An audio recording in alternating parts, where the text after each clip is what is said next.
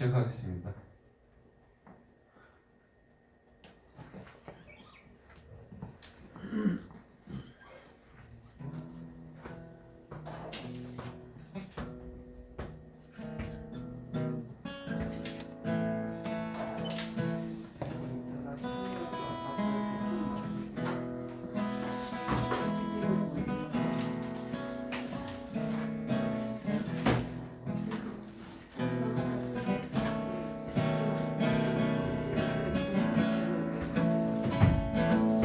장원사님 이따가 찬양 시작하면 문 닫아주세요. 소리 너무 나가면.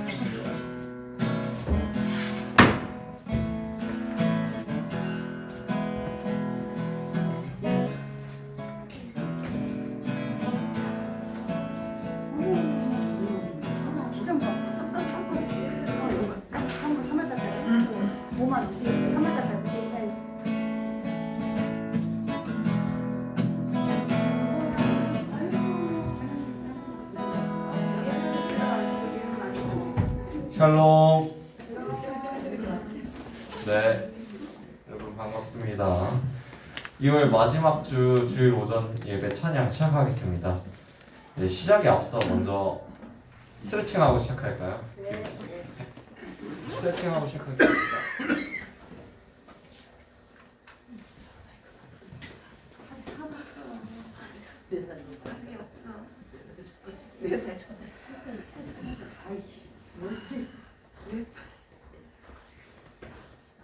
이제 스트레칭 끝났으면 찬양 시작하겠습니다. 다 같이 복음성가 144장을 펴주세요. 복음성가 144장 나의 등 뒤에서.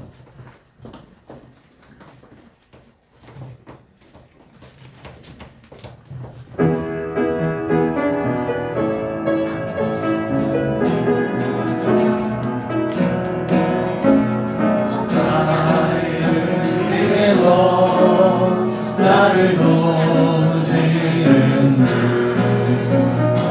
나의 인생길에서 지치고 고난형 매일처럼 주저앉고 싶을 때 나를 밀어주시네. 일어나 걸어라 내가 새 힘을 주리니. 일어나 걸어라 내 너를 보니. 나의 등 위에서 나를 도우시는 주 평안히 길을 갈 때 보이지 않아도 지치고 고나여 넘어질 때면 다가와 손 내미시네. 일어나 걸어라 내가 새 힘을 주리니. 할렐루야. 일어나 걸어라 내 너를 도우니. 나의 등 뒤에서 나를 도우시는 주 때로니 돌아보면 여전히 계신데 잔잔한 미소로 바라보시며 나를 족하시네. 걸어라 내가 새 힘을 주리니. 일어나 걸어라 내 너를 도우니.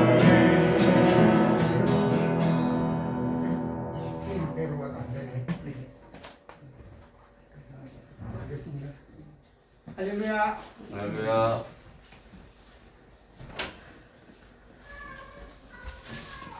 네. 다음으로는 복음성가 150장 하겠습니다. 복음성가 150장 날마다 숨쉬는 순간마다. 복음성가 150장 날마다 숨쉬는 순간마다 입니다.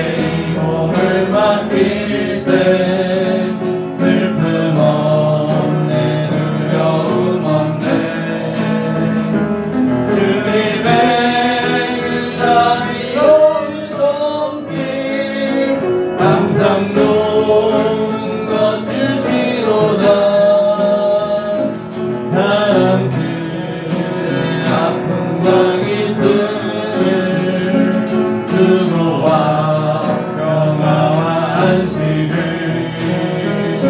날마다 주님 내 곁에 계셔 자비로 날 감싸주시네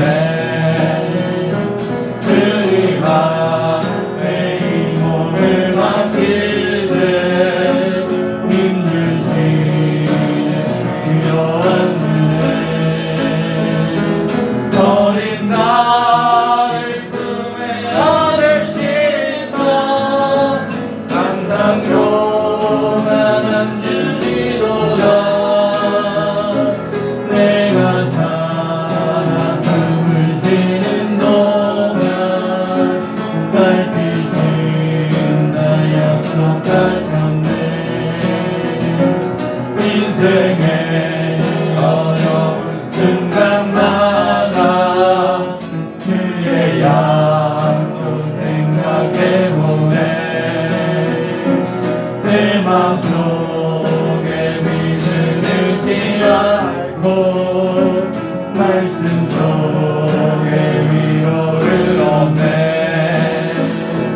주님의 부르심 바라보며 모든 어려움이 이로다 흘러가는 순간순간마다 주님 약속 새겨봅니다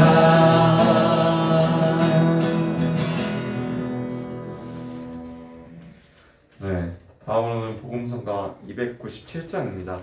복음성가 297장입니다. 이건 박수 치면서 해볼까요?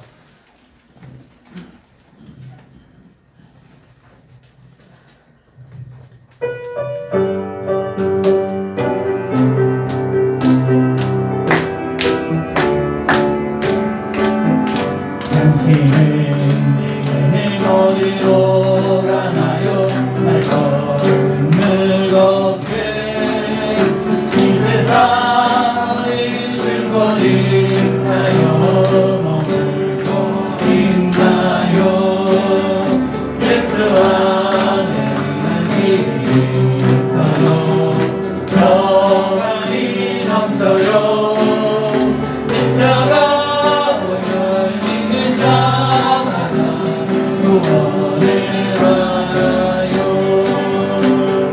예수 믿으세요 예수 믿으세요 예수 믿으세요 예수 믿으세요 당신을 너희를 누구나 만나요 위로 만나요 이 세상 누가 나를 대신하여 무슨 어렵나요 고통의 멍에 벗어주세요 예수 이름으로 마음을 열고 주님 받으세요 믿음이 넘쳐요 예수 믿으세요 예수 믿으세요 예수 믿으세요 예수 믿으세요 예수를 믿고 새롭게 되니 기쁨이 넘쳐요 어둠 거치고 새날이 되니 행복이 넘쳐요 이전에 없던 평안을 얻으니 찬송이 넘쳐요 왼손은 기쁨 전해주어요 예수 이름으로 예수 믿으세요 예수 믿으세요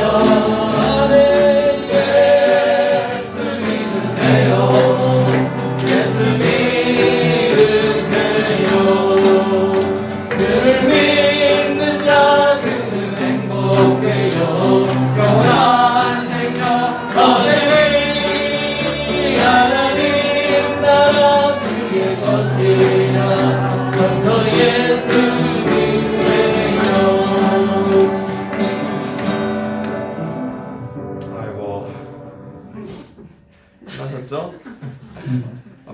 끼고 하니까 조금 힘드네요. 다음으로는 복음성가 310장입니다. 복음성가 310장 문드라 머리를 들어라. 복음성가 310장 문드라 머리를 들어라입니다.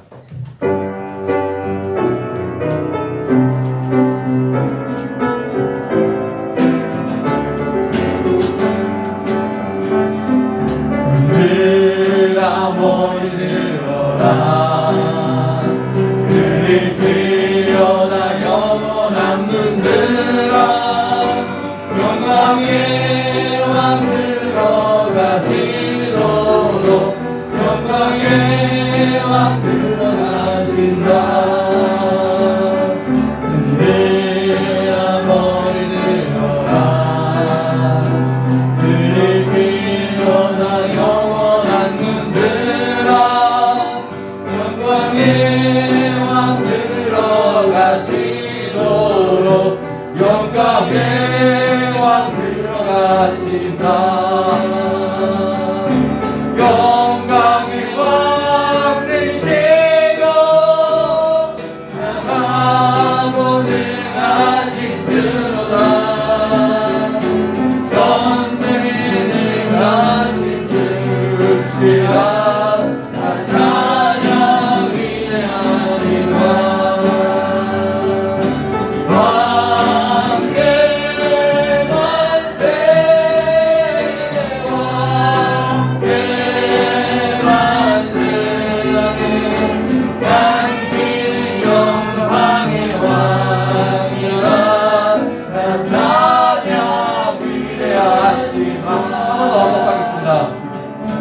들으라 머리 들어라. 들을 지어다 영원한 문드라. 영광의 왕 들어가시도록 영광의 왕 들어가신다. 들으라 머리 들어라. 들을 지어다 영원한 문드라. 영광의 왕 들어가시도록 영광의 왕 들어가신다. 영광의 왕이시로 남하고 능하신 주로다. 전쟁에 능하신 주시라. 날 찬양 위대하신 왕. 왕께 만세. 왕께 만세. 아멘. 당신 영광의 왕이라. 날 찬양 위대하신 왕.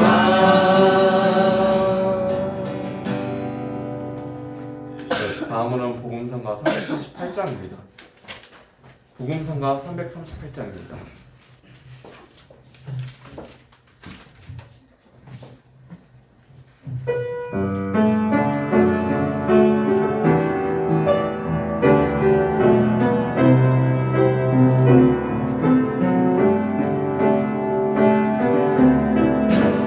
약할 때 강함 되시네. 나의 보배가 되신 주 나의 모든 것. 주 안에 있는 보물을 나는 포기할 수 없네. 주 나의 모든 것. 예수 어린 양 존귀한 이름. 예수 어린 양 존귀한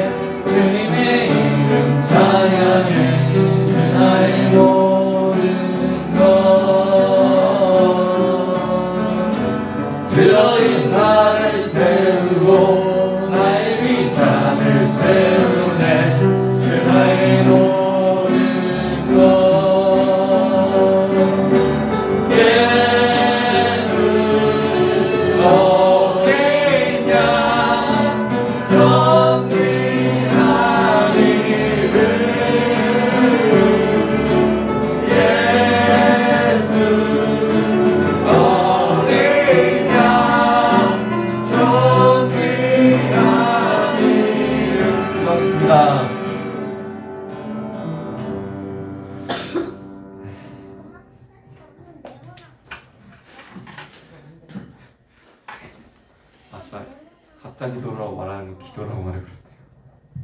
개인 기도 이후에 목사님 말씀 읽겠습니다.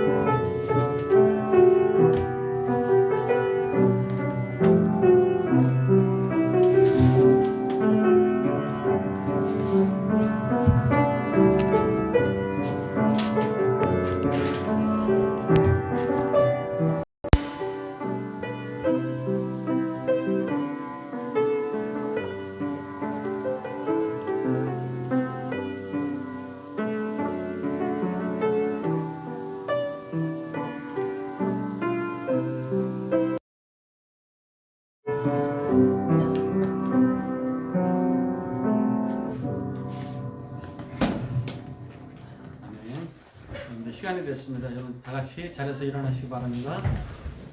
우리 260장 찬양하면서 우리 하나님 앞에 영광의 예배를 드리겠습니다.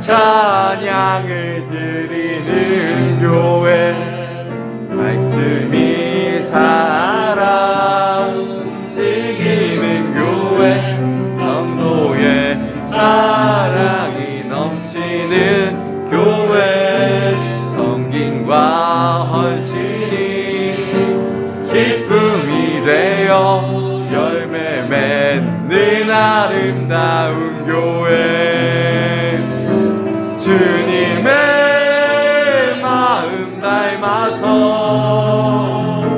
이웃을 사랑하는 교회 주님의 영광을 위해서 빛 대신 주님 전하는 교회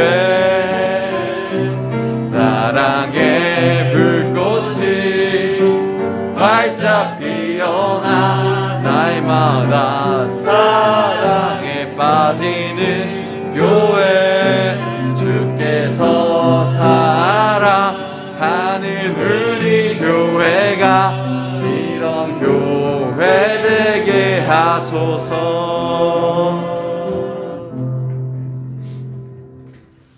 하나님을 잃어버린 너희여 이제 이를 생각하라. 그렇지 아니하면 내가 너희를 찢으리니 건질 자가 없으리라. 감사로 제사를 드리는 자가 나를 영어롭게 하나니 그의 행위를 옳게 하는 자에게는 내가 하나님의 구원을 보이리라. 아멘. 사랑하시는 주님 고맙습니다. 오늘도 이렇게 귀한 날 하나님으로 사랑하는 성도들과 더불어 한자리에 모여서 영광의 예배를 올릴 수 있도록 도와주셔서 참으로 고맙고 감사를 드립니다. 우리가 완전한 가운데 예배를 온전히 드리지 못하지만은 주님 그래도 우리가 주님을 사랑하는 마음을 주님께서 아시오매 우리들의 예배를 기뻐 받아주시었고 속히 모든 성도가 다 나와서 기쁨의 교제를 나누며 영광의 예배 올릴 수 있도록 그날을 속히 돌아올 수 있도록 주님 허락하여 주시옵소서. 감사를 드리며 예수님의 귀하신 이름 받들고 감사 기도 올립니다. 아멘. 찬송 8장입니다.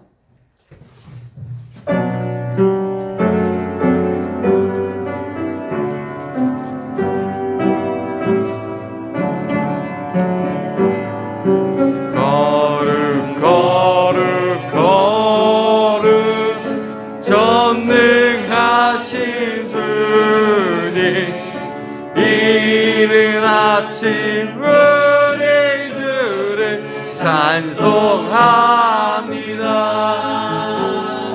걸음 걸음 걸음 전능하신 주님 성삼위 일체 우리 주로다. 걸음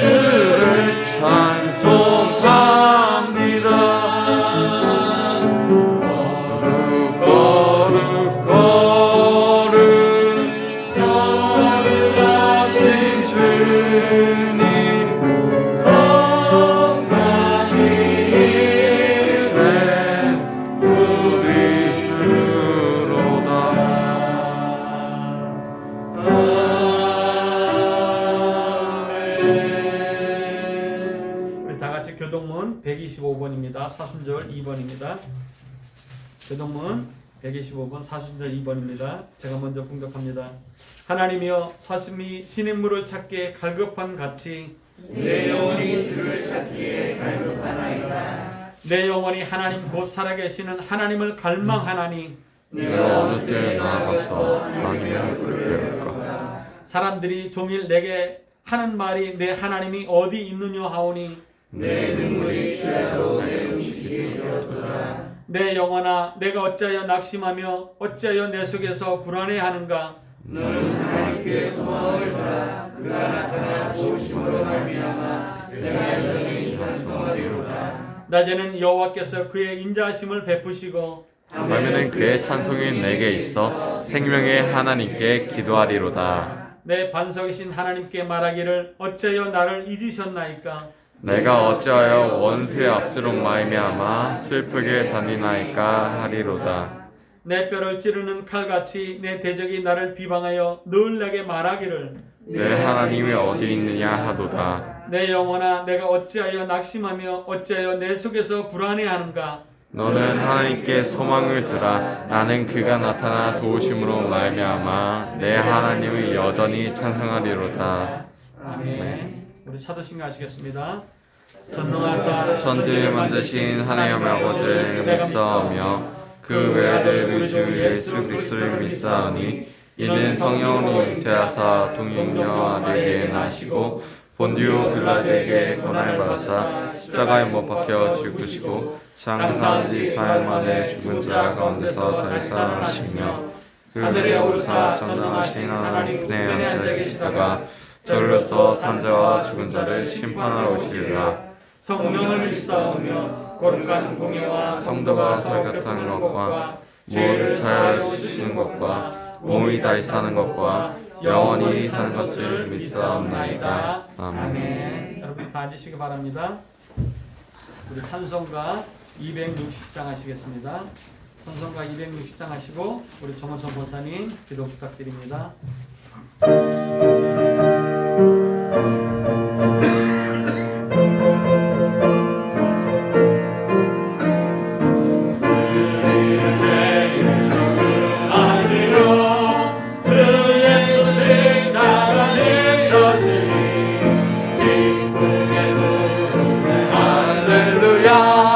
나 구원 얻었네.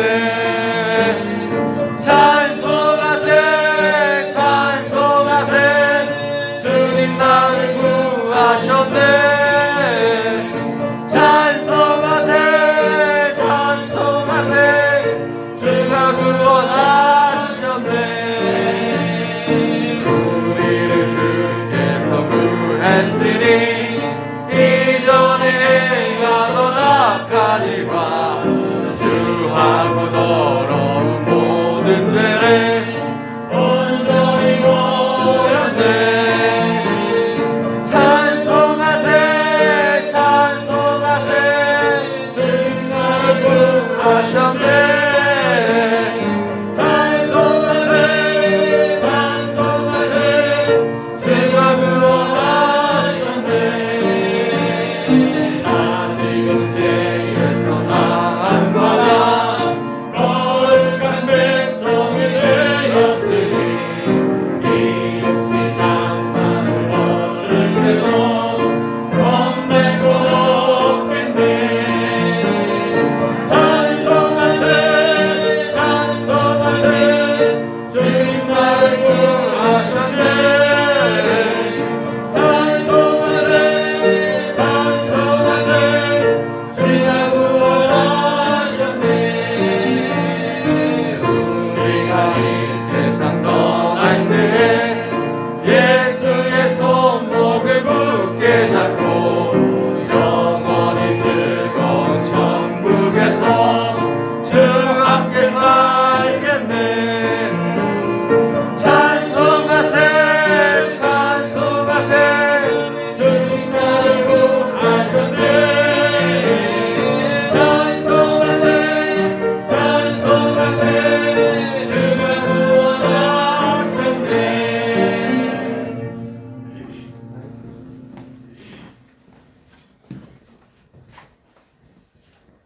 기도드리겠습니다. 오늘도 사랑하여 주시고 힘든 가운데에서도 저희들을 지켜주시고 하나님께서 이 자리로 인도하여 주심을 감사합니다. 오늘은 아버지 또 아버지의 또 이웃을 맞추었습니다. 저희들이 또 한마음 한뜻대에서 속히 또 한 자리에서 예배드릴 수 있도록 인도하여 주시옵소서. 우리 주님 함께하여 주시고 집과 성교를 사랑하여 주시고 어려운 가운데도 오늘날까지 지켜주시는 데 감사합니다. 또 저희도 각 기관마다 기관장을 세우셨사오니 기관이 잘 되고 교회가 부흥되는 역사가 있게 하여 주시옵소서. 오늘도 아버지 함께 예배드리지 우리 가정에서 예배드리는 신령들 함께 축복하여 주시옵소서. 가정이나 직장이나 모두도 축복하는 우리 가슴에 모두들한테 도와주시옵소서. 우리 주님 함께하여 주시고 또 도와주시옵소서. 지켜주시옵소서. 사랑하는 우리 다리 목숨을 기억하여 주시고 늘 건강하게 지켜주시고 오늘도 귀한 말씀으로 은혜를 주시옵소서. 저희들은 그 말씀을 받고 또 일주일간도 또 아버지의 말씀으로 살아가는 우리 모두가 되게 도와주시옵소서.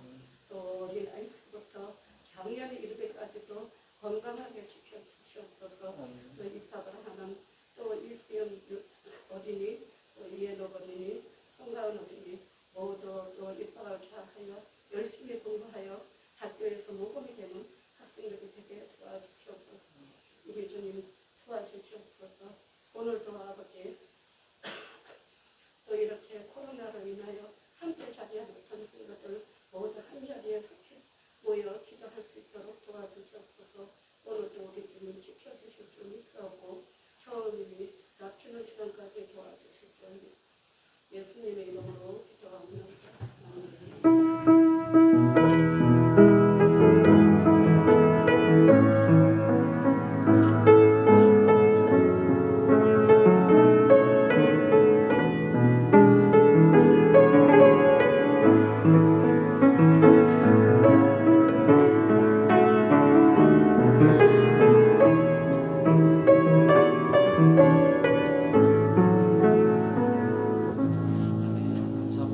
성경 보시겠습니다. 성경은 사도행전 21장 27절로 40절 말씀입니다. 제가 가지고 있는 페이지는 225페이지입니다. 사도행전 21장 27절로 40절 말씀 제가 봉독하겠습니다.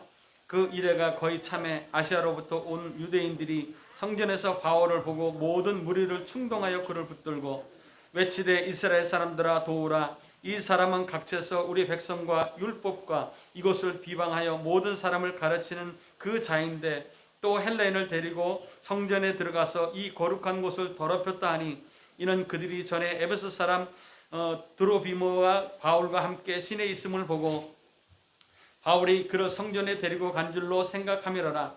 온 성이 소동하여 백성이 달려와 모여 바울을 잡아 성전 밖으로 끌고 나가니 문들이 곧 닫히더라. 그들이 그를 죽이려 할 때에 온 예루살렘이 요란하다는 소문이 군대의 천부장에게 들리매 그가 급히 군인들과 백부장들을 거느리고 달려 내려가니 그들이 천부장과 군인들을 보고 바울 치기를 그치는지라.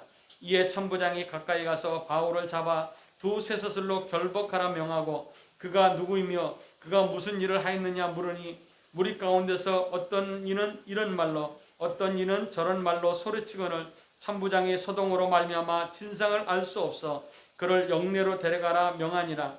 바울이 층대에 이를 때에 무리의 폭행으로 말미암아 군사들에게 들려가니 이는 백성의 무리가 그를 없이 하고자 외치며 따라가매러라.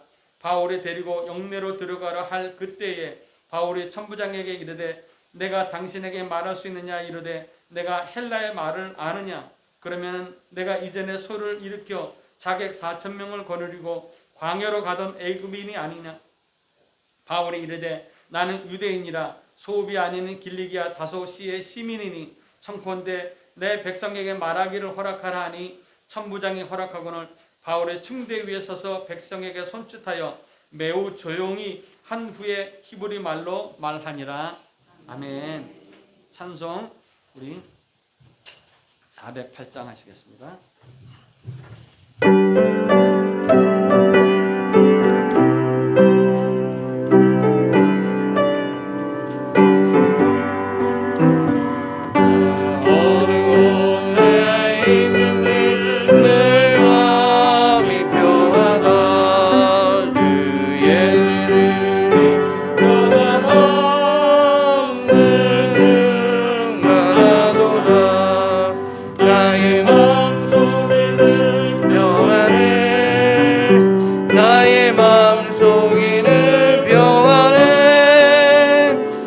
악한 죄 파도가 많으나 마음이는 평안해. 내 맘에 솟는 영생수 한없이 흐르니 목마름 다시 없으며 오늘 영원하도다. 나의 맘속에는 평안해. 나의 맘속에는 평안해. 악한 죄 파도가 많으나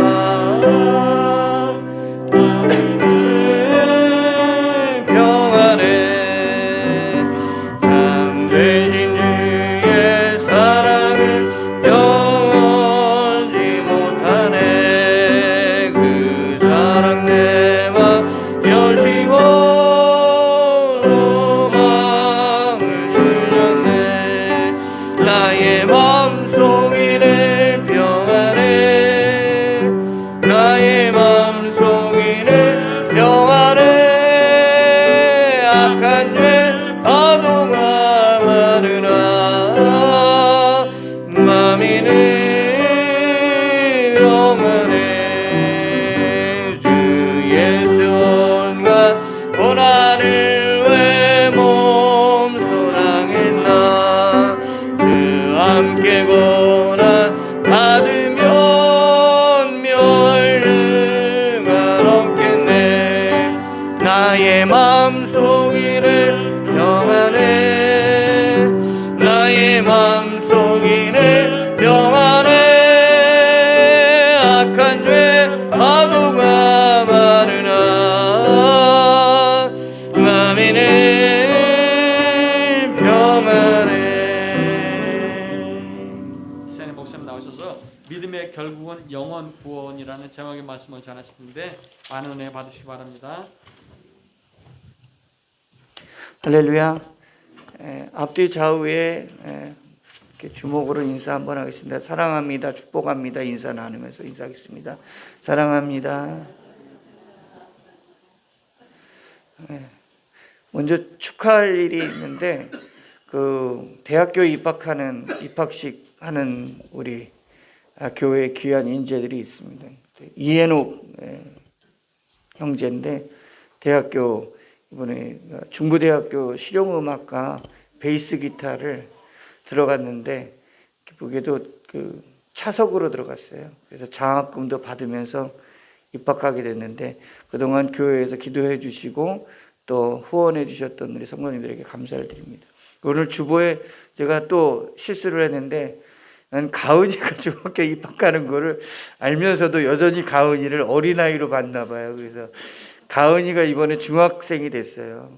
갓난애기 태어나서 얼마 안 돼서 교회 나왔는데 벌써 가은이가 중학교 1학년이 됐습니다. 키가 커지고 또 머리가 길어졌는데 가은이가 교회 못 나오고 우리가 못 본 지 오래됐지만 아마 많이 성숙해졌지 않았나 그래서 가은이가 입학하게 됐습니다. 위에서 기도해 주시고요. 그리고 우리 어린이집을 졸업하고 이제 유치원으로 입학하는 그 이서윤이가 있습니다. 그래서 서윤이도 오늘 아는데 서윤이가는 굉장히 기대가 차 있는 유치원에 입학을 하게 됐습니다.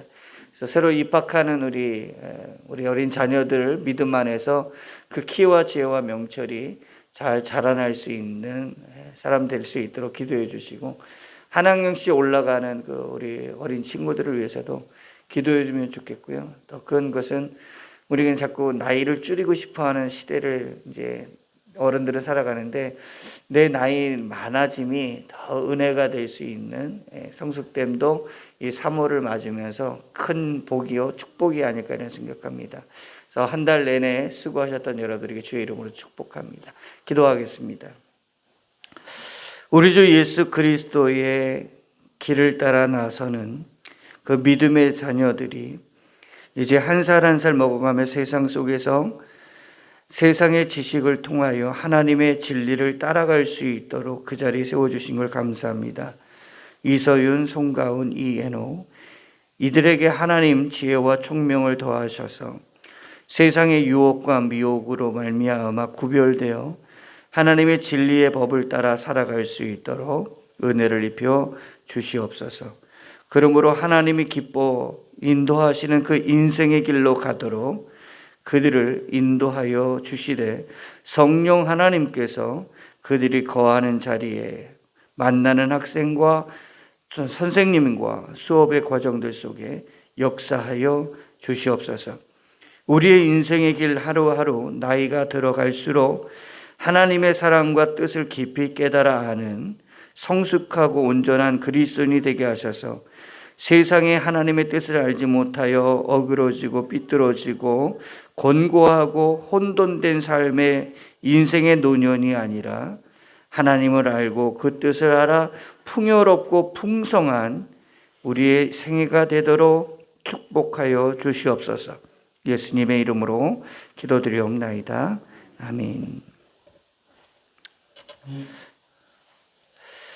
사도 바울에게 일어난 일들 오늘 말씀을 이어서 보려고 합니다.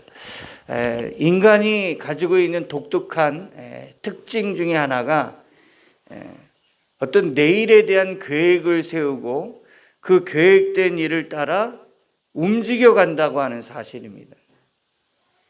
근데 이러한 계획을 세우고 그 계획을 따라 살아가는 인간의 속성이 바로 신의 속성, 결국은 하나님의 속성이라는 것이죠.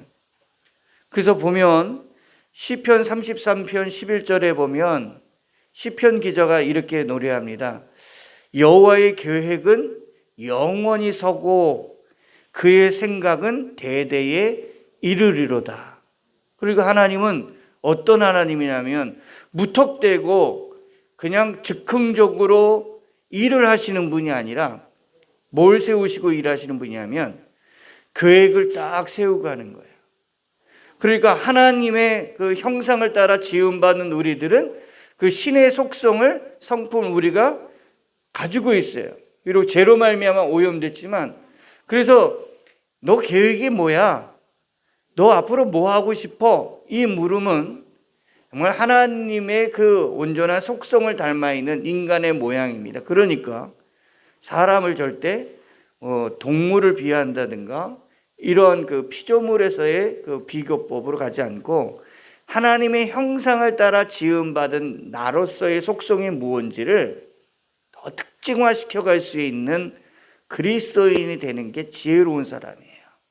그래서 어린아이일 때에 계획이 뭐야? 네가 뭐 하고 싶어? 라고 물음에 나의 그 성인이 되고 장년이 된 모습에서도 점점점 오래 가면 갈수록 나의 계획이 뭐고 내가 그 계획을 따라 살아가는 인생이 뭔가라는 것을 생각할 줄 아는 사람이 성숙한 그리스도인이 됩니다. 그래서 히브리서에 보면은 아브라함이라는 분의 삶을 뭐로 하나로 딱 정리하냐면 믿음으로 살았다라고 얘기해요.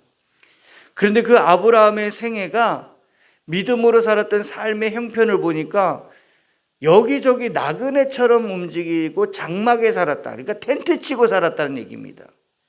그런데 그 장막을 움직이는 나그네로서의 삶에 그러면 계획이 없었고 그 목표가 없었느냐? 아니라 그래요. 히브리서 11장 10절 말씀에 보면 이렇게 기록이 돼요. 그가 하나님이 계획하시고 지으실 터가 있는 성을 바랐으며. 그러니까 아브라함의 계획은 하나님이 계획을 세우는 것이 같은 계획을 맞추고 하나님이 일을 이루시고자 하는 그 일에 같이 동참하면서 살았다는 거예요. 그러니까 우리가 태어나서 어디로 왔다 어디로 가는지 모른다고 노래하는데 거기에 휩쓸리는 게 그리스도인이 아니라 믿음으로 사는 사람은 하나님이 계획을 세우고 그 일을 이루시는 것에 함께 동행하는 것. 여러분 하나님하고 동행하고 싶잖아요. 그래서 우리가 기도할 때 하나님 나와 동행하여 주십시오라고 기도할 때 하나님이 나와 동행하시려면 내가 어떻게 해야 되냐면 내가 하나님과 동행할 수 있어야 돼요. 하나님이 나는 여기로 가려고 하는데 내가 그 길을 가지 않고서 어떻게 내가 하나님 함께 가고 싶습니다. 이 말이 성령하겠어요. 그래서 예수 그리스도 안에서 내가 너 안에 너가 내 안에라고 하는 이 얘기가 임마누엘의 상태 아니겠어요? 몸은 떨어져 있으나 몸은 하나님과 우리가 하나 교차되지 않으나 그 마음, 내 보물이 있는 곳에 내 마음이 있다 그럴 때 여러분의 인생은 어디를 바라보고 있어요? 어떤 계획이 있어요? 그 계획이 내가 가는 세상 사람들의 계획입니까? 아니면 하나님이 계획하시고 지으시는 성 예루살렘을 향하고 있습니까? 히브리 기자는 11장에서 아브라함, 믿음의 조상 아브라함을 얘기하면서 아브라함이 그렇게 나그네로 살았고 천막을 치면서 살았지만 그는 하나님의 계획에 동참하면서 인생을 살았다. 그래서 아브라함은 가난한 사람이 아니에요. 부족한 사람이 아니라 모든 걸 다 소유한 사람이에요. 이 시간에 저는 그런 것이 우리의 계획이 되고 우리 교회가 됐으면 좋겠어요. 믿음으로 사는 사람은 나의 계획에 하나님을 짜맞추는 게 아니라 하나님의 계획하심에 내가 함께 동행하여 가는 것, 그것이 인생이라고 하는 것이죠. 이게 세상 사람들과의 다른 거고요. 이 다른 걸 뭐라 그러면 거룩한 신앙생활 이렇게 얘기하는 거예요. 노아 홍수가 일어나게 되는 배경을 창세기에 나오지 않습니까? 창세기 6장에 보면 하나님이 이런 말씀하세요. 여호와께서 사람의 죄악이 세상에 가득함과 그의 마음으로 생각하는 모든 계획이 항상 악할 뿐임을 보시고 땅의 사람들로 인하여 한탄하시다. 그들이 인간이 하나님을 떠나서 하는 계획은 하나님과 함께하는 그 인생이 아닌 거는 항상 악한 것으로 결론 나고요. 그 악함의 최종 자리가 어디였냐면 노아의 홍수 사건이에요. 그러니까 노아의 홍수가 왜 일어나느냐 할 때 사람들이 하나님의 뜻과 계획에 함께하지 않았을 때. 그러니까 믿음대로 산다는 것은 하나님이 계획하시고 하나님이 지으시는 성에 함께 동행하는 것, 그거예요. 거기에 초점을 맞추는 거예요.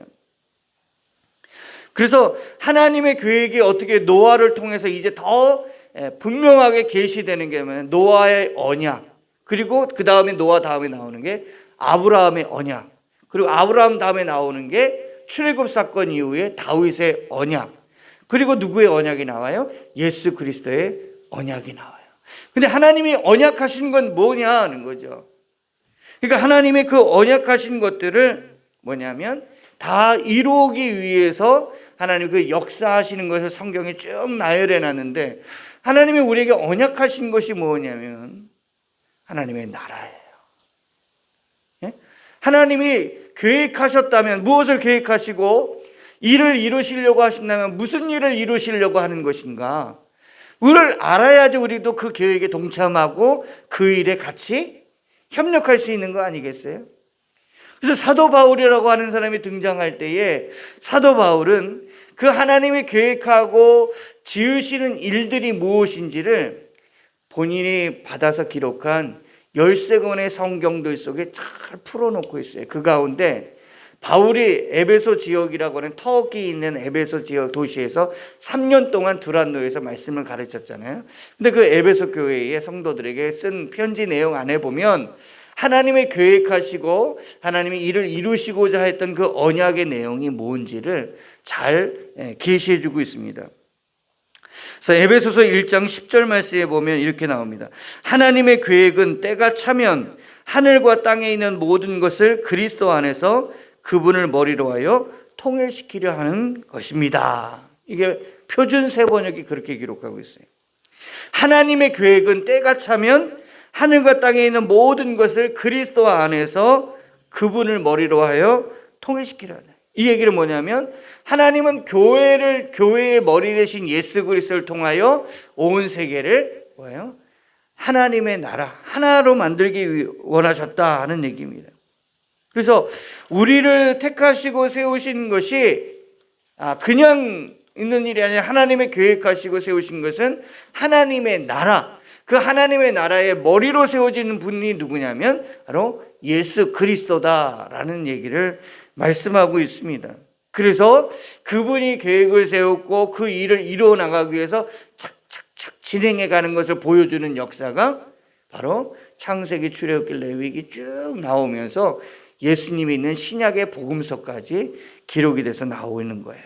그래서 이 일들을 행하기 위해서 하나님은 이리 결정을 하셨고, 그러면 이제 내가 어떻게 계획대로 움직여 갈 것인가, 그것을 쭉 나열해서 펼쳐져서 그림으로 보여주는 것이 바로 구약 성경이며 예수 그리스도라는 얘기입니다. 근데 그 일을 하나님이 그냥 독단적으로 한 게 아니라 누구에게 보여줬느냐? 그 노아에게도 보여줬고, 아브라함에게도 보여줬고, 그 다음에 예수 그리스도를 통하여 이르는 다윗에게도 보여줬고, 그리고 또 누구가 보았냐면 만삭되어 태어나지 못했던 불충분한 요소라고 하는 오늘 본문에 있는 바울도 그걸 보았다는 얘기예요. 그러니까 사도 바울이 오늘 이 30여 년의 자기의 그 선교 여정을 그 행하는 데 있어서 그 수많은 그 잘됨 속에도 자기 육체적인 고통이 엄청나게 많지 않습니까? 배고픔도 가보고 병도 가지고 있었고, 주변 사람들을, 특별히 교회 안에 있는 사람들로부터 오해도 받고 소외도 당하고 왕따도 당하면서 조금 사람들한테 외로움을 많이 느꼈어요.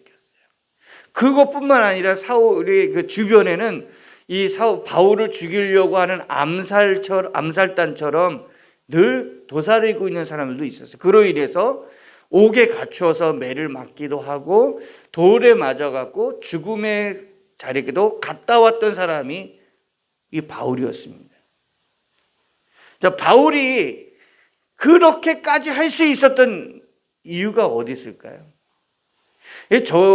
저에게 그냥 학교에서 배운 대로 목사가 되겠다라고 작정한 적이 없어요. 저는 내가 예수님을 믿으면서도 그냥 교회 다니는 거지 내가 무슨 목사가 되겠어 이런 작정을 해본 적이 없거든요. 그런데 제 인생의 과정들 속에서 내가 많은 그 역경들과 환난들 속에서 하나님 앞에 나와서 기도하고 하나님 문제 좀 풀어주세요 그랬는데 그 문제 풀어주시지 않으면서 뭘 보여주냐면 하나님의 일을 위한 비전, 마음을 갖는 거예요. 그래서 기도하면 할수록 내 문제가 풀어지는 것보다 뭐가 더 커졌냐면 내가 하나님의 교회에 가서 머물면서 사는 게 좋겠다. 그래서 군대에서 생활을 해보면 첫 번째 제 기도 제목은 딱 두 가지였어요. 가보니까 군대 도착하자마자 그냥 옷 뺏겨갖고 막 두들겨 패는데 저녁 노을 질 때에 거기서 어머니 은혜를 막 부르게 하는 거예요. 눈물이 막 펑펑펑 나는데 이런 서름도 이런 서름이 없어요. 집 나와서 고생인데 오자마자 왜 때리고 왜 벗기고 거기다 또 어머니 은혜는 또 왜 노래를 부르게 하는지 막 울어요. 그렇게 해서 군복으로 다 갈아입었는데 그날 저녁에 교회에 갈 사람 가라고. 그래서 교회 갔는데 교회 가서 막 하염없이 우는 거예요. 너무 서러워서 우는데 너무 행복해 보이는 사람이 보이는데 군종병들이었어요. 그래서 기도했어요. 하나님, 나도 교회에서 저렇게 일하고 싶습니다. 하나님, 나도 좀 교회에서 저렇게 좀 신앙생활 했으면 좋겠습니다. 라는 기도 제목을 하나 가졌어요. 그리고 또 하나 보니까 행정병 되는 게 너무 편안한 군생활이라는 거예요. 그래서 두 가지 기도 제목 가지고 논산에서 훈련을 6주간 받고 대구에 가서 또 6주간을 받고 그런 훈련들을 보냈는데 그 기도 가운데서 마음에 많이 사로잡은 거 뭐냐면 내가 어떻게 하면 주의 교회에서 일할 수 있는가 하는 거예요.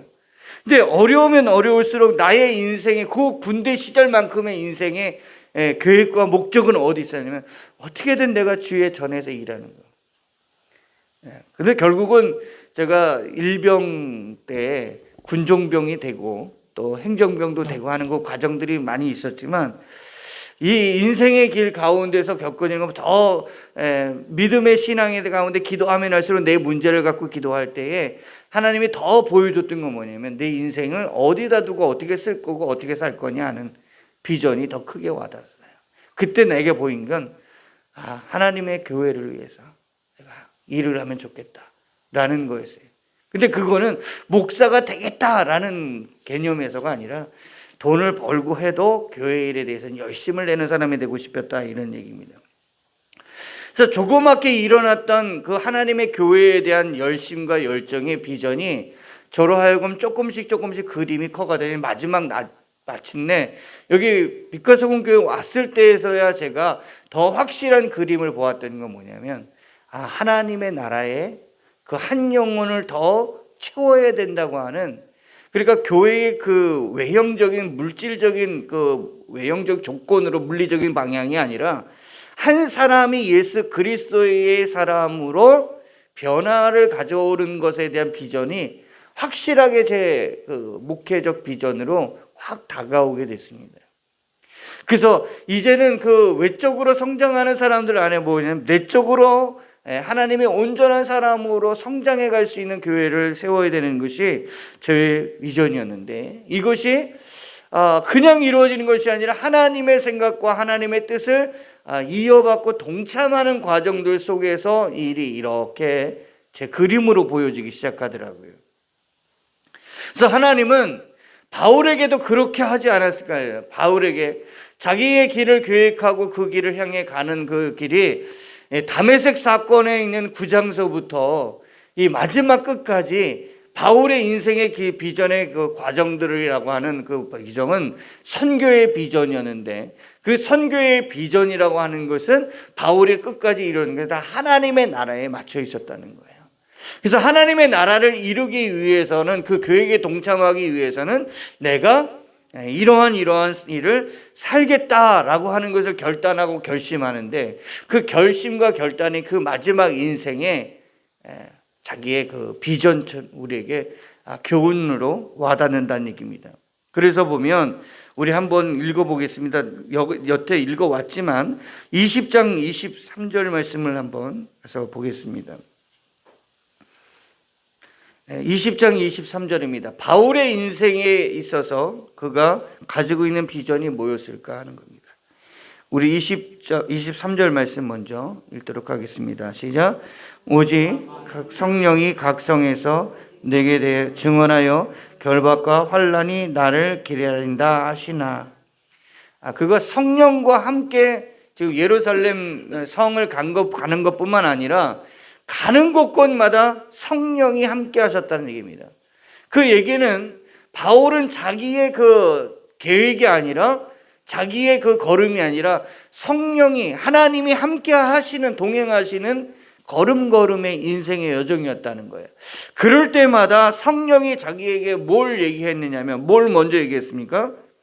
비전을 얘기하기 위해서 뭘 항상 얘기했냐면 결박과 환난이 나를 기다리고 있다라는 얘기를 하고 있다는 얘기입니다. 그래서 바울은 자기가 예수 그리스도의 복음을 전하는 데 있어서는 반드시 결박과 환난을 당할 수밖에 없다는 사실을 알고 해요. 이걸 한마디로 말하면 십자가인 거죠. 근데 그거에 대한 바울의 결단과 결심적인 믿음의 태도는 뭐냐면 24절입니다. 함께 읽겠습니다. 시작. 내가 달려갈 길과 주 예수께 받은 사명 곧 하나님의 은혜의 복음을 증언하는 일을 마치려 하면은 나의 생명조차 조금도 귀한 것으로 여기지 아니하노라. 아멘.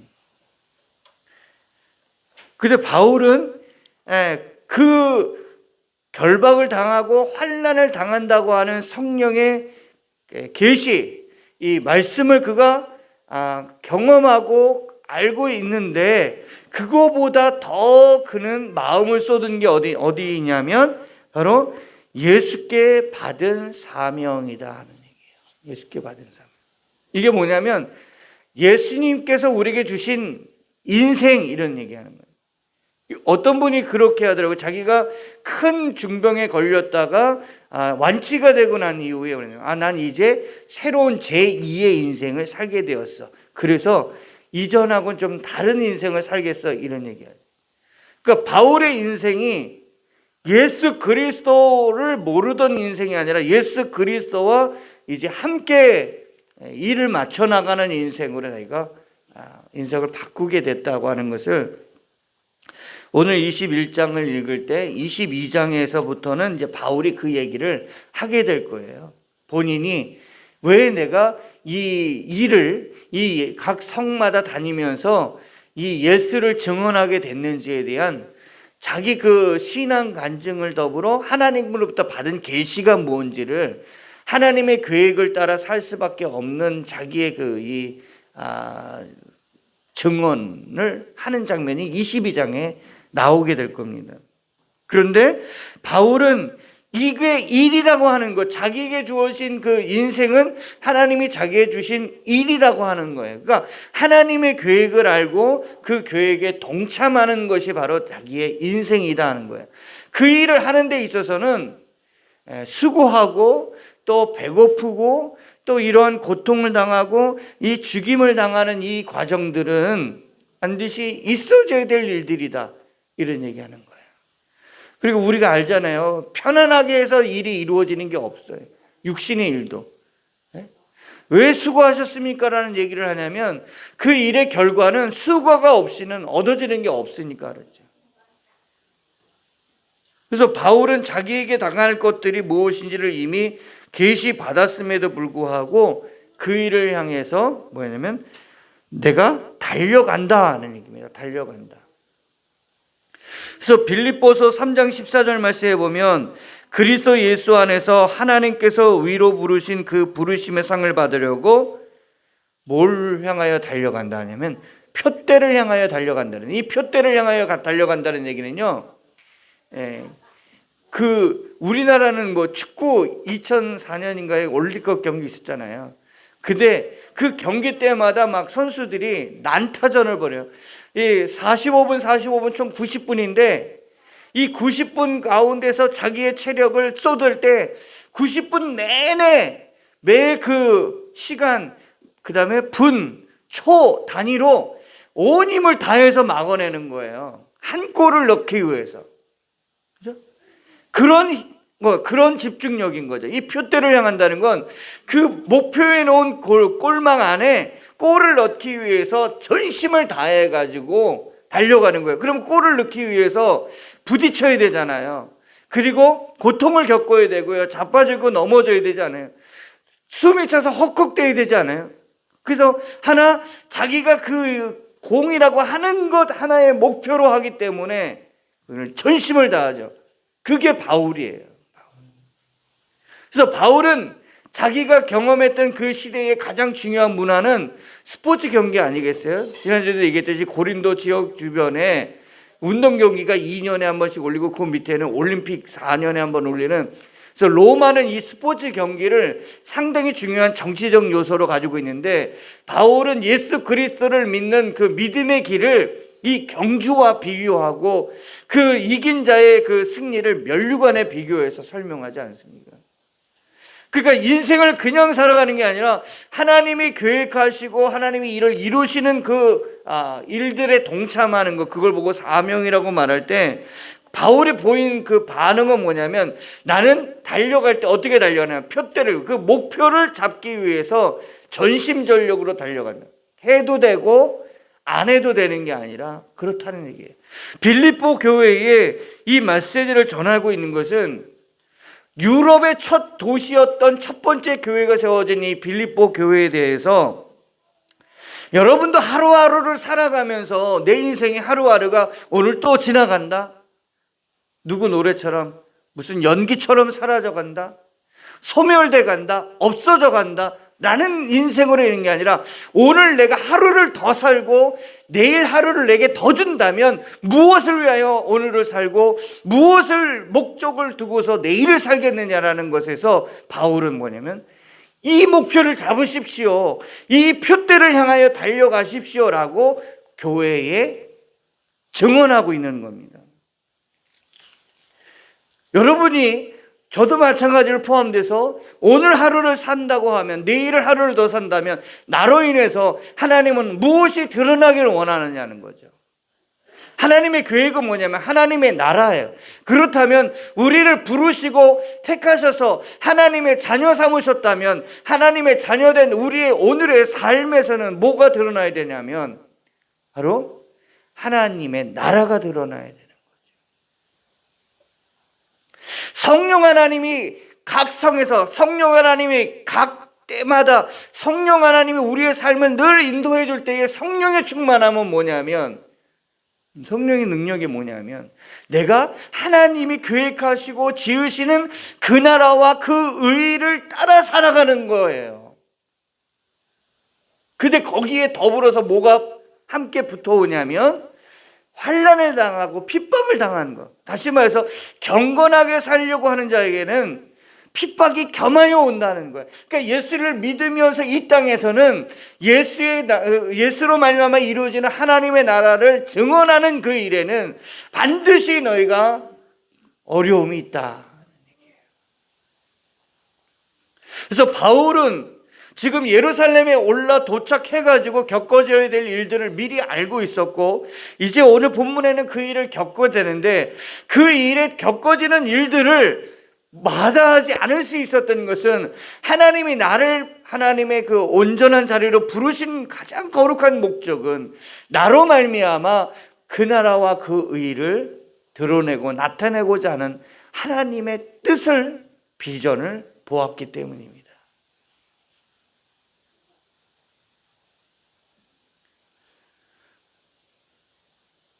저는 끝까지 하나님과 함께 동행하는 인생을 살기 원합니다.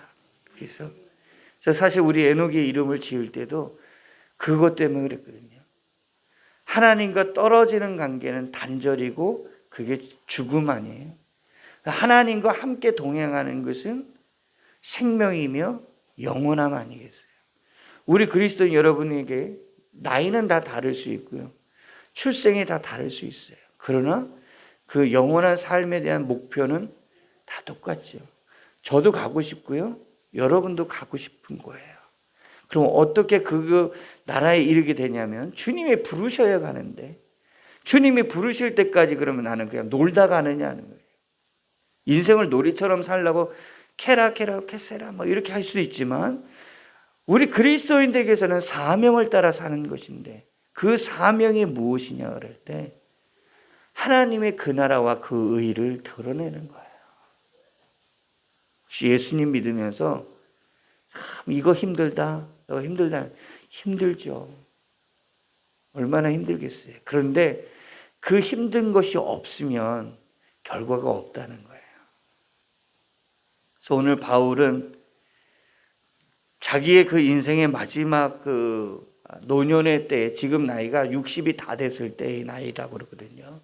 근데 그때 나이에도 그 당시의 연령 수준으로 하면은 이미 삶을 마치는 나이대예요. 근데 우리는 지금 정장님 60이라도 지금 누가 나한테 60을 청춘이라고 말했겠어요. 옛날에는 진짜 60도 만수무강 하신 거라서 환갑잔치 해야 되는데 우리 정장님 환갑잔치를 절대 안 하잖아요. 환갑잔치를 언제 할 수 있어요? 80도 우리는 아이고 일찍 돌아가셨네. 이건 다 100세까지. 나머지 인생을 어떻게 살겠느냐. 그것이 나로 하여금 하나님의 그 의와 하나님의 진리와 하나님의 진실이 드러났으면 좋겠다 하는 거예요. 그래서 그리스도인들은 진실을 드러내는 삶이에요. 이 세상에는 거짓이 판치지 않습니까? 하나님 보실 때에 진리와 비진리의 가늠이 하나님 편에 있어요. 10계명에서 거짓말하지 말라는 계명을 주셨을 때 윤리와 도덕적인 거짓말을 얘기를 하는데, 그보다 더 본질적인 가르침이 뭐냐면 인류의 사망의 원인이 어딨냐면 거짓의 아버지에게 넘어갔기 때문 아니에요. 그래서 거짓의 아비는 누구예요? 마귀죠. 그래서 요한계시록에 보면 거짓말하는 자가 무저갱 불심판을 받는데, 그래서 우리는 막 두려워요. 내가 거짓말 좀 했는데 이거 어떡하지? 이 거짓말 때문에 난 지옥 가는 거 아니야? 본능적으로 들리는 이 거짓말이 아니라 가장 큰 거짓말은 뭐냐면 하나님의 영광을 가리우는 것, 하나님의 영광을 드러내지 않는 것, 하나님의 진리를 드러내지 않는 것이 거짓말이거든요. 그래서 그리스도인들은 거짓말을 한다고 하는 것은 할 수가 없는 것이 뭐냐면 우리 안에 성령께서 진리로 우리를 인도하고 계시기 때문에 그래요. 그래서 진리는 알지니 진리가 너희를 자유케 하려 할 때 그 진리가 뭐냐면 예수 그리스도 아닙니까? 그래서 우리 그리스도인은 세상 속에서 진리를 따라 생활하는 사람, 그 진리를 위하여 빛을 드러내는 사람들인데, 그 진리와 진실이라고 하는 것은 무엇이냐면 예수 그리스도 외에는 우리에게 생명을 주는 분이 없다라고 하는 것에 대한 진리예요. 그것만 알면 자연스럽게 윤리적이고 도덕적인 거짓말은요 안 하게 돼요. 보세요. 진리를 아는데, 진실을 아는데 어떻게 거짓말을 할 수 있어요? 만약 그가 거짓말을 한다면 진리가 그 속에 있지 않음이고 진실이 그 속에 없는 사람이에요. 그래서 교회에는 거짓말 하지 말라 이 말이 안 통해. 왜요? 진리 안에 있는 자들인데, 진리 안에 없으니까 누가 나오냐면 가룟 유다가 나오는 것이잖아요. 오늘 본문에 보면 27절에 보면 바울은 자기에 대한 그 율법을 어기는 자여 모세를 무시하는 자라고 하는 소문을 듣게 돼서 바울은 그 야고보 사도와 또 교회의 장로들의 권면을 받아서 그 유대인의 정결의식, 율법의 예식을 따라서 4명의 나실인의 그 수고에 대한 서원을 지키기 위해서 돈을 후원해 댔습니다. 그런데 그 결과가 뭐냐면 그 결과가 27절입니다. 모든 수고가 다 결과론적으로는 소용이 없었어요. 이렇게 하고 난 다음에 바울은 붙들려져 나가게 됐다는 얘기입니다. 그런데 여기서 보면 바울이 그 아시아로부터 온 유대인에 의해서 붙들려 갔다고 하는데, 이 아시아는 지금의 터키 지역을 얘기합니다. 그래서 아시아 지역에 있는, 특별히 어디를 얘기하면 가장 중심된 도시에 있는 에베소에서부터 올라온 사람들을 이야기합니다. 그러니까 바울이 오순절 절기를 위해서 여기 올라왔을 때 흩어져 있는 유대인들도 각 도시에서 경건한 그 절기 행사를 지키기 위해서 유대인들이 올라왔는데, 올라와서 딱 보니까 이 에베소 지역에 있었던, 아시아로부터 왔던 에베소 지역에 있는 사람 유대인들이 와서 보니까 바울이 거기에 있는 거예요. 그래서 바울을 있는 걸 보고 다른 유대인들에게 선동을 해가지고 바울을 지금 잡아내고 있다는 사실입니다. 이걸 보면 예루살렘 교회 안에 있었던 그 야고보 사도와 장로들의 결의한 게 엉뚱한 결과를 낳았어요. 바울은 그거를 그렇게 따랐습니다. 근데 바울은 이미 알고 있었겠죠. 자기의 그 일들이. 그러나 어찌 진행될지는 모르지만 순종했던 걸 볼 수 있어요. 그것을 보면 교회가 수많은 오해를 가지고 있었어요. 비진리 가운데 있다. 저게 완전히 그 세속적인 교회가 됐다라고 하는 오해를 받고 있는 이 모습들 안에 교회는 굉장히 진리를 수호하고 진리를 드러내고 진리를 나타내려고 애를 쓰고 있어요. 그런데 그 결과가 꼭 좋은 것만은 아니라는 사실이에요. 그래서 혹시 그런 걸로 같이 비방하지는 말아 달라는 얘기입니다. 진리를 따라 살고 진리를 증거하고 나타내는 교회가 세상으로부터는 오해를 받고 세상으로부터는 질타를 받고 협박과 위협을 받는 이 일은 당연한 일들이라는 거예요. 우리가 꼭 뭘 잘못해서가 아니라 세상은 진리 안에 있지 아니하기 때문에 진리를 가진 자들을 대적할 수밖에 없다는 얘기를 말씀하고 있습니다. 그들로 인해서 이러한 일들이 생겨났다고 해가지고 이건 정말 하나님이 이거는 하시는 일이 아니구나 하고 교회를 부정하거나 교회를 험담하는 데 같이 동참할 수 있는 이 일을 행하지 않는 지혜로운 그리스도인이 되기를 바랍니다. 그런데 바울을 체포한 후에 이 아시아에서 온 그 유대인들은 뭐라고 소동을 일으키냐면 오늘 본문에 있는 28절에 보면은 사람들에게 이렇게 얘기를 합니다. 21장 28절에 보면 외치되 이스라엘 사람들아 도우라 얘기를 합니다. 왜 그 큰 광장이나 이런 데서 막 소리치면서 여러분 저 좀 도와주십시오 라고 이렇게 증언하는 거예요. 뭐라고 하냐면 이 사람은 각처에서 우리 백성과 율법과 이곳을 비방하여 모든 사람을 가르치는 자인데 또 헬라인을 데리고 성전에 들어가서 거룩한 것을 더러웠다 이 얘기입니다. 이 뭐냐면 신성모독했다는 죄입니다. 이 죄가 누구의 죄냐면 첫 번째 순교했던 스데반의 죄이기도 하고 또 예수 그리스도가 당하셨던 그러한 죄목으로 고발되고 있다는 얘기입니다. 그래서 성전을 더럽히고 있다고 하는 이 죄에 대해서 고발당하고 있는 것을 볼 수 있습니다. 근데 이들이 이 고발할 때에 어떤 방법을 통하고 있냐면 무리를 충동했다는 얘기입니다. 예수님께서 십자가에 달리신 것도 무리의 충동을 받으신 것이고 스데반 집사도 무리의 충동을 받은 것이고 바울도 무리의 충동을 받은 것이에요. 그런데 아이러니하게도 이 스데반 집사를 죽이는 무리를 충동할 때에 앞장섰던 사람이 누구냐면 바울이라고 하는 자기 자신이었다는 얘기입니다. 이것이 진리를 왜곡하는 방법입니다.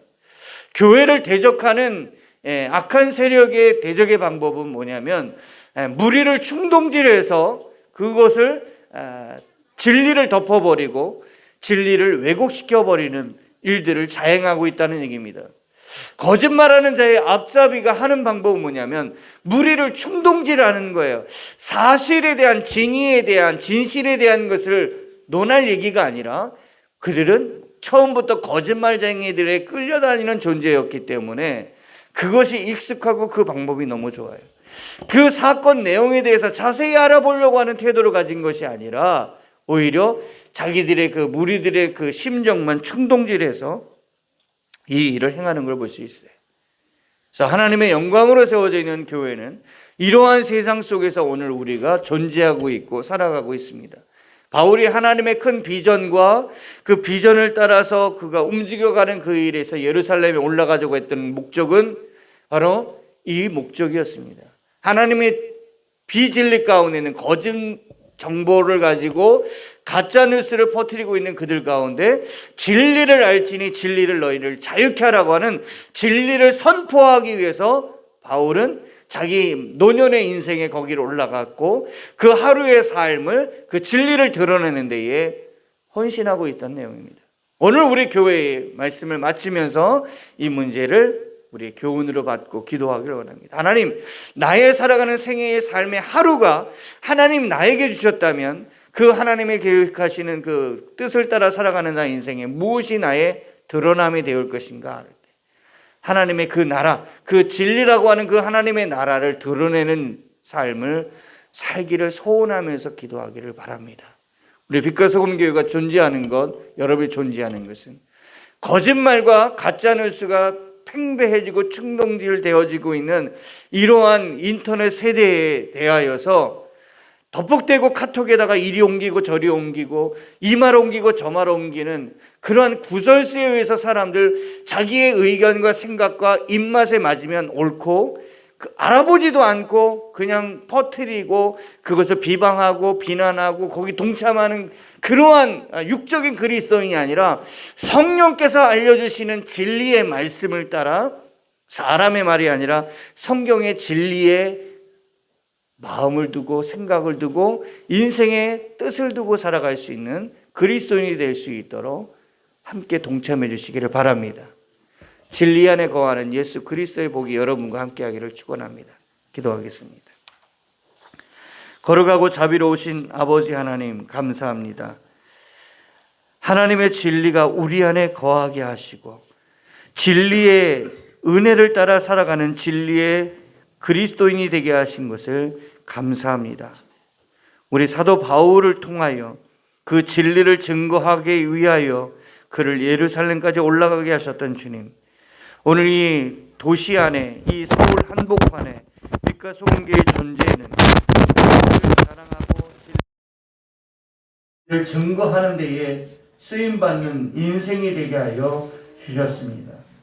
그 나라와 그 의가 진리요 진실인 사실을 세상 끝까지 증거하며 살아가는 생애가 되게 하여 주셔서 하나님 진리가 없는 자들이 허망한 길로 가지 아니하고 진리 가운데 거하시는 하나님의 뜻을 따라가는 하나님 은혜의 복을 더하여 주옵소서. 예수님의 이름으로 기도드립니다. 아멘. 고맙습니다. 336장 부르면서 우리 하나님 앞에 귀한 예물을 공헌하겠습니다.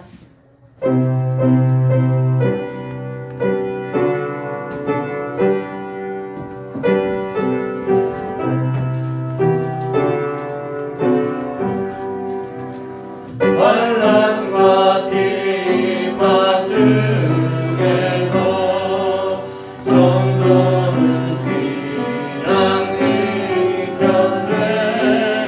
이 신앙 생각할 때에 기쁨이 충만하도다. 성도의 신앙 따라서 죽도록 충성하겠네.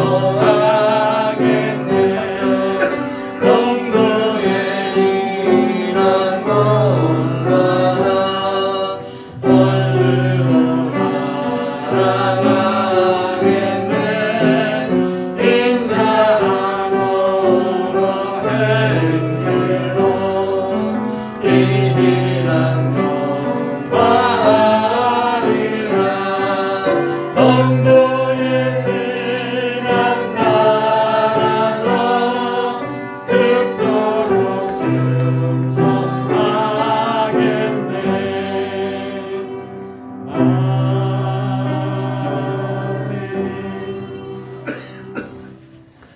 거룩하고 자비로우신 아버지 하나님, 믿음대로 살아가는 하나님의 백성들이 그 믿음의 은혜로 준비된 예물을 주 앞에 드리며 하나님께 영광을 올려드리오니 이 예물을 받으시며 하나님 흠양하여 주셔서 그들의 생애를 통하여 드러나는 하나님의 영광이 보고 세상에 예정되고 특정한 사람들이 주께 돌아오는 역사를 보게 하여 주옵소서. 11조 예물을 구별하여 드립니다. 정월서 원사 드립니다.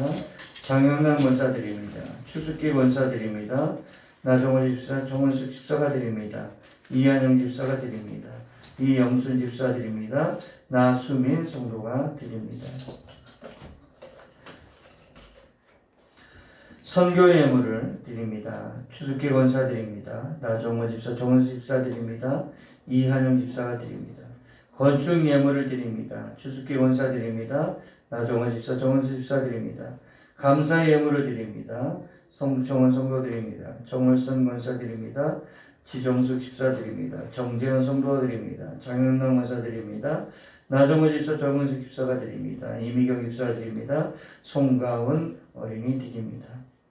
주정 예물을 주 앞에 구별하여 드립니다. 추수기 권사 드립니다. 정승희 장로 드립니다. 이우성 목사 드립니다. 제정숙 집사 드립니다. 한승남 성도 드립니다. 문근숙 집사 드립니다. 이상화 어린이, 이상민 어린이, 이서연 어린이 드립니다. 이한영 집사 드립니다. 이용순 집사 드립니다. 무명으로 드립니다. 오직 우리 주 예수 그리스도의 은혜를 깊이 알게 하시고 하나님의 마음을 깊이 알게 하셔서 위로와 격려와 칭찬과 애씀을 주님께서 친히 감당하여 주시고 그들의 생애 위에서 더 깊으신 은혜만을 알게 하심을 감사합니다. 여기까지 도우시는 에베네셀의 은혜를 드리는 예물 가운데 함께하여 주시옵소서. 자신이 팔려 나왔던 그 요셉의 자리가 하나님의 미리 예정한 자리인 것을 하나님의 섭리를 위하여 본인을 이끌어낸 자리라는 사실을 깨닫고 오히려 용서와 이해와 그들을 품어낼 수 있는 아량으로 하나님의 나라에 헌신했던 것처럼 시간이 예물을 드린 자마다 그들의 수고하고 애씀에 땀 흘리는 그 자리마다 하나님의 그 나라와 그 의가 드러내고 나타나도록 복내려 주시옵소서. 이제도 교회가 이 예물을 받아 하나님의 이름으로 하나님 사용하오니 그곳에 하나님의 뜻이 이루어지게 하여 주옵소서. 특별히 어려운 상황들로 예물을 드리지 못하는 성도 어려운 중에서도 주님의 은혜를 갈망하며 소원을 하려는 성도들을 기억하여 주시옵소서. 하나님, 그들의 주머니 사정을 이해하시고 그들의 삶의 형편과 사정을 이해하셔서 일용할 양식을 채우시고 넘치게 하시는 주의 은혜를 알게 하시고 경험케 하여 주시옵소서. 오직 그들과 함께 하심을 믿고 감사하며 예수님의 이름으로 축복하며 기도 올려옵나이다. 아멘. 맞습니다. 광고 말씀드리겠습니다. 목사님 아까 말씀하신 대로 우리 소연이 유치원을 가고 우리 가은이 중학교를 가고 우리 이인욱 청년 이렇게 대학교를 이제 입학하게 되었습니다. 우리 모두가 다 축하해 주시길 부탁드립니다. 또 이들이 새로운 환경에 잘 적응하고 주의 은혜 가운데 성장될 수 있도록 여러분들이 뒤에서 많은 기도를 부탁드리겠습니다. 또 3월은 십자가 은혜의 달입니다.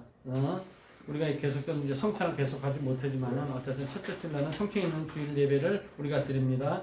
또 28일날은 종료주일 고난주일이고 그래서 29일부터 4월 2일까지 고난주간 저녁 기도회를 이렇게 목사님이 광고했었으니까 여러분들이 같이 동참해 주시기를 부탁드립니다.